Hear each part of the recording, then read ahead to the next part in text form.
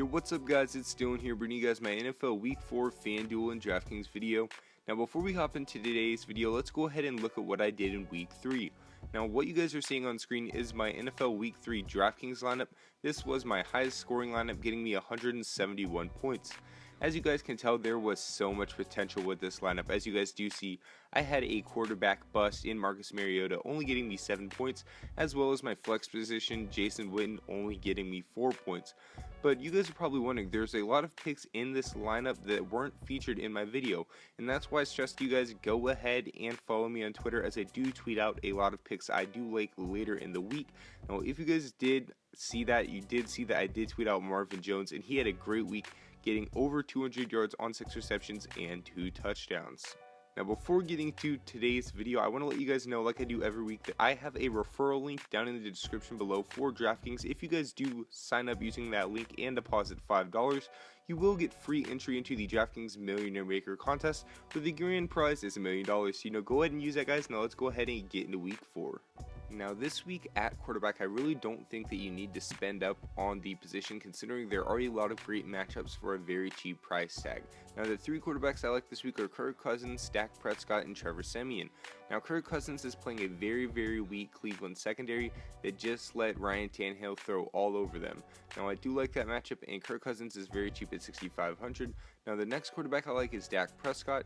If you guys were watching Sunday Night Football this week, you did see that Dak Prescott had an amazing game against the Chicago Bears secondary.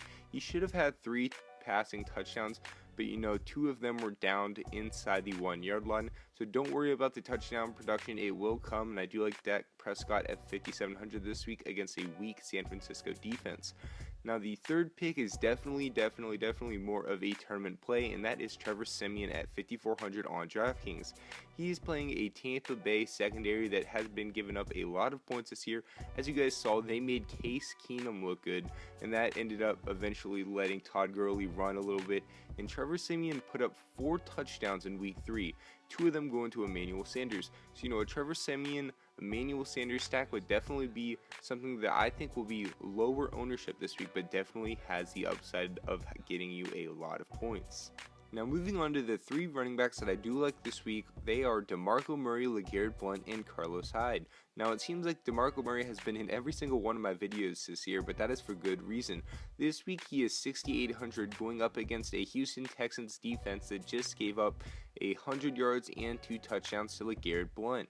Now, DeMarco Murray is being involved in both the run game and the passing game, and I think that will stay the same in Week 4 as he does play the Houston Texans.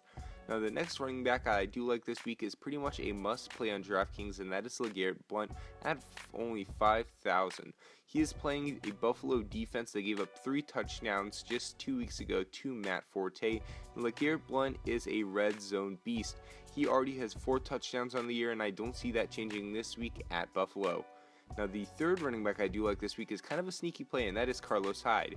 In week 1 he did have a great game, but he kind of fell off in week 2. But he did come back with a strong showing in week 3, and I think he will carry that on this time into week 4.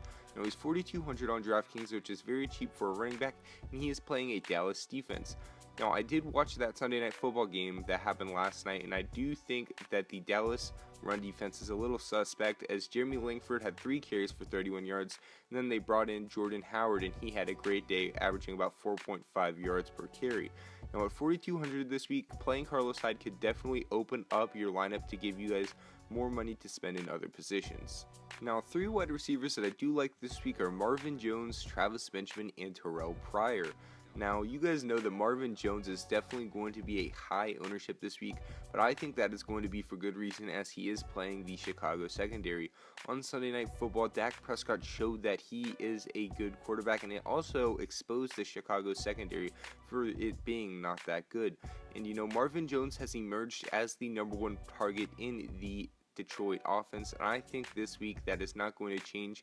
He is 7,300 on Draftkings, and he did see a spike in price on both Fanduel and Draftkings, but at 7,300 on Draftkings, I still definitely think he will hit his value. Now the next play is going to be one of my favorite plays this week, and that is Travis Benjamin at 5,900 playing the very weak New Orleans secondary. Now the reason I do like this play so much is that I think it's going to be rather low ownership. Now you're thinking like if you're looking at the matchup straight up, you're like, whoa, this is going to be kind of high ownership, right? But you know, Travis Benjamin had a great week in week 2, and then he kind of let a lot of people down last week, only catching 4 passes for 85 yards. So you know, I think that will scare a lot of people off in week 4, and I'm going to definitely be plugging Travis Benjamin in pretty much all of my lineups against the New Orleans Saints. Now, you know, that's my lock of the week, Travis Benjamin. Now, the third wide receiver I do like this week is Terrelle Pryor. He had an absolutely amazing week in week 3. He put up over 30 yards passing.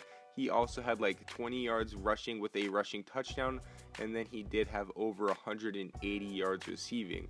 Now, Terrelle Pryor was a college quarterback at Ohio State, and he did transform into a wide receiver after not having a very successful quarterback career.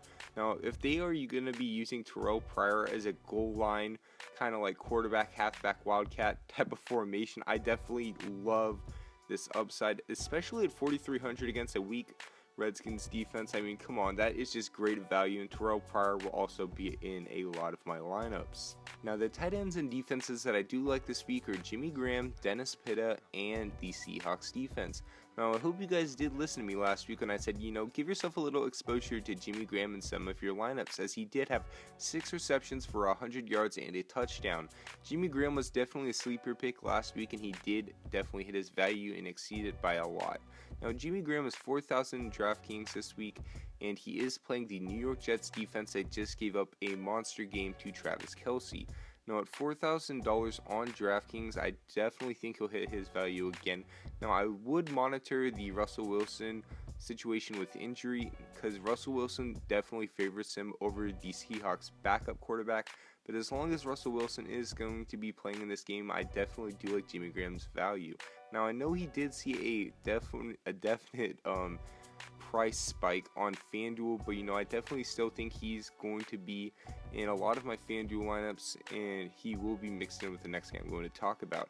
Now, the next tight end I do like is Dennis Pitta at 3,900 versus Oakland. Now, Oakland gives up the most Fanduel points and DraftKings points to tight ends, and at 3,900 he's definitely a value play. Dennis Pitta is averaging 60 yards a game and 8 targets. Now, with 8 targets, that's great for a tight end to see, and especially at 3,900, that's definitely a nice value play. Now, the reason I do like the Seahawks defense this week at 3,800 is because Ryan Fitzpatrick threw 5 interceptions last week. Now, granted, I was watching the game, and I do know that some of those interceptions, one, maybe 2 of them were due to just like desperate like shots where he needed to get to the end zone at the end of the game. But a lot of those were just from the defense playing good, and the Seahawks defense is definitely good, and I think they could pick off Ryan Fitzpatrick 2, maybe even 3 times, and I could see them forcing a fumble. Now, I hope you guys did enjoy my video this week. If you guys did, remember to go ahead and drop a like and comment down below, as you know, both of those definitely help me out a lot. Now, something I forgot to mention in the beginning of the video is I want to thank you guys for 1,000 subscribers. You know, it really does mean a lot to me personally, because, you know, these videos take around 3 to 7 hours every week, and just research, making the graphics, putting them all together, and you know, it's just a lot of work. And when I see my hard work paying off with all the comments and all the supportive likes, subscribers, you know, it really just does make me feel good.